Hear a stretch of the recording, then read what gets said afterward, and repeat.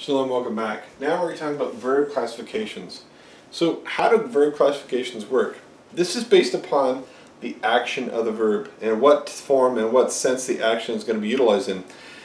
What's sad is we don't really think about it when we speak in English, what kind of classification or action word we're using. We're just kind of like just say the word and then it becomes just kind of like simple and we just keep going on talking. We don't even think about how the classification of the verb is working. But here we have to, and so we're going to learn about how to utilize and understand each classification. So the first one we're going to look at is pa'al. Pa'al is based upon what we see the kamat and the batach, the a'a verb form. And that is where we're going to see the third person form used all the time. Whether we want to say katav, shamar, achal, lamad. These are all pa'al verbs. That's because we have the a form being utilized. This form is what we call in Hebrew the basic form. And reason why is because this is the most simplest of the actions. So the simple form of the action is what we call the basic form.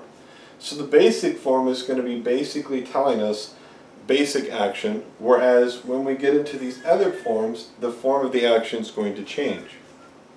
And number two, for pa'al, in order to say something in the passive sense, such as when we use the sense of the verb ben, such as he's been eating for a while, this is what's called the nifil form. So think of the word ben in front of the verb and you can get that this is the passive nifil form. So if you ever see a verb with a nun in front of it, predominantly, you know that you're going to probably say something in the passive form, which is going to be ben eating, ben going, ben walking, ben studying, ben looking. Okay, that's going to be your passive form. The other form we have is called the PL form. Now this is very special because in the pa'al form, when we go into the PL form, this is what happens. When we get verbs, for example, that deal with emotion, and we're going to take that and put it into the PL form, the PL form makes it causative.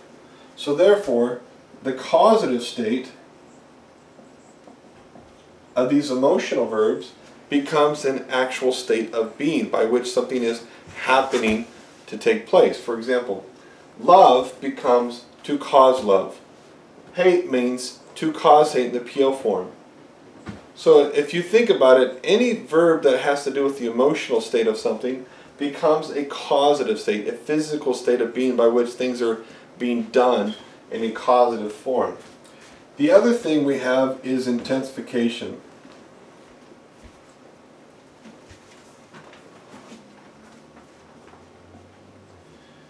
So when we're having something be intensified, the intensified form of the pa'al means that the verb has taken upon a more heavier tone, such as shavar, which is to break, becomes shavir, which is to shatter.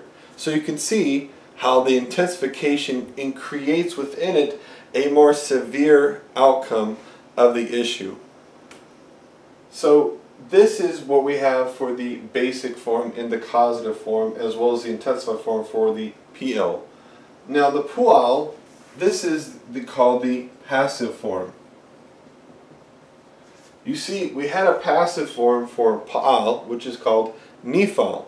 Now we have to put something that's PL into a passive state. We call that the pu'al.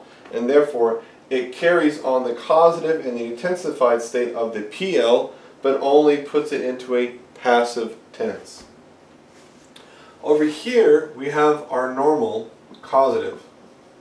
That's called the he feel. And he feel is identified by the hey and the yud in the past tense. Now, I'm not saying every time you see it, you're going to see that, but one thing you definitely can say, if you can see the yud between the second and the third root letter, you predominantly are looking at a he feel verb. Okay? So the causative state is what's going to take the basic forms. For example, if I said the word eat in the pa'al verb, in the he feel verb, it means fed. you can see that goes from the action of doing it to myself to by I now am doing it in order to cause something else to happen to someone else. That's why we have to understand the difference between the causative here versus the causative here. PL causative is only going to be done in connection to verbs of emotion. So just remember that. Verbs of emotion, when put in the PL, become causative states of being. Where in the basic forms of action here, when we put them in the he feel, they become the causative state of being. Eat becomes fed. Okay? In the he feel form, we have also a form by which everything is also put in the passive state, and that is the causative passive. So now, if I have a he feel verb, which I know is causative, when I put in the passive tense, it's holding the causative state, but just put it in a passive state of being. Lastly, we have the hitpa'al. Hitpa'al is broken up into two segments.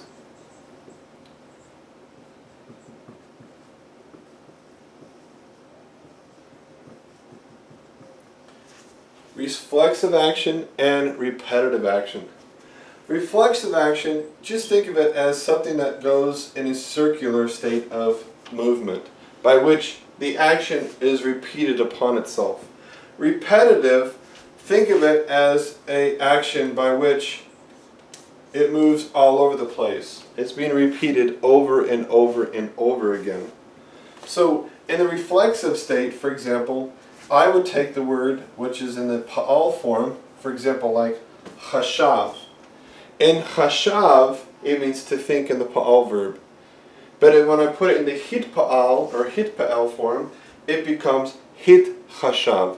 Hit chashav literally means to ponder. So now it becomes the reflexive state of the action of pa'al.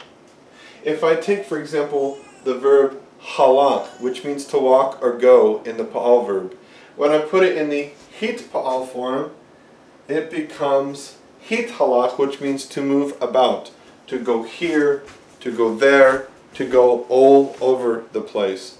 And so therefore, repetitive means an action is being done over and over and over and over again, and therefore it would be really cheap to say he walked, because to say he walked, it does not express the meaning of what hit pa'al verb expresses. For example, the word hit halach. Hit halach has to be expressed to move about here, there, and everywhere. Whereas reflexive, remember, reflexive has to do with something that's reflecting upon itself.